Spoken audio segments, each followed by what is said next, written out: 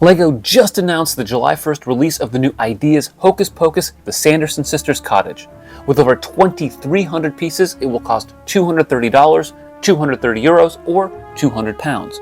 This video will discuss 5 things I like about the set, 1 thing I don't like about it, and end with whether or not I'll be picking this up at the LEGO store in the future. The first thing I like is that this set comes with 3 great new minifig hair molds. One for Winnie, one for Mary, and another for Danny.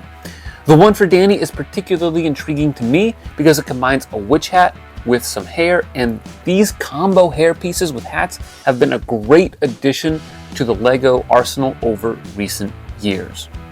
Also of note is the pot piece in Danny's hand is a new color. That's right, in orange. It's a nice, albeit necessary touch to give us this piece in a new color. Next, the gate to the house entrance is tastefully done and doubles as a minifig stand for display purposes. The profile bricks as columns are simple but effective. The tree is a little weak in my opinion, as well are many LEGO set trees, but the tombstones here are very nice. Having Billy's gravesite placed at an angle is a great touch, and I think we're getting the Skelly skull in light blay for the first time, although if I'm wrong, correct me in the comments. This mini build deviates from the proposed Ideas version, which utilizes more conventional brick-built techniques for the tomb and the tree. Honestly, I prefer the look of the entrance as done in the official set because of the display components to it, although being able to open the grave in the original submission was a plus. The layout of this set reminds me of the Home Alone Ideas set.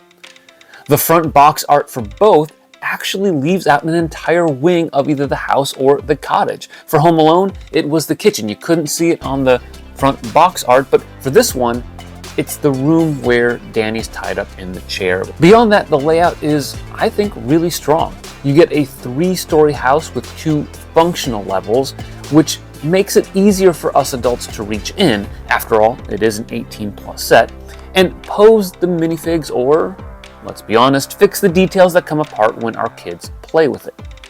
One sidewall opens up via hinges to allow for greater access to the first level, and I really like this part, the roof lifts up via Technic beams to allow you to reach into the bedroom.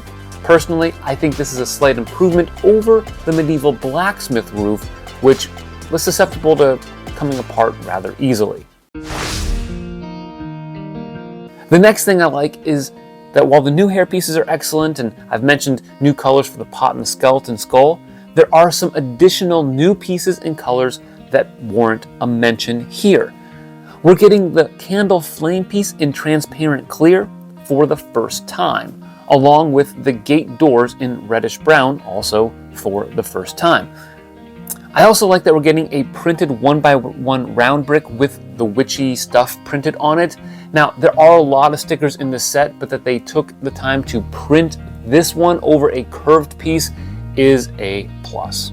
Also, if I'm seeing this right, the first floor exterior uses 1x8 tiles in dark brown, which would be the first time we're getting those in that color. Typically, LEGO uses a bunch of 1x4 tiles in this color. Now, although not new, we are getting the 1x2 oval tiles in light blay for the 4th time this year. And as a castle builder, increasing the availability of these pieces will definitely be a plus. Finally, it looks like there are a lot of 2x2 tiles in dark blay, so all of you who are building your modular cities can rejoice. But the number one thing I like about this set is the exterior. I love Tudor homes, and this set does not disappoint in this regard. The tan and dark brown combination is solid and varies from one of my all-time favorite sets, the medieval blacksmith, but it varies in a good way, gives us some good change of pace.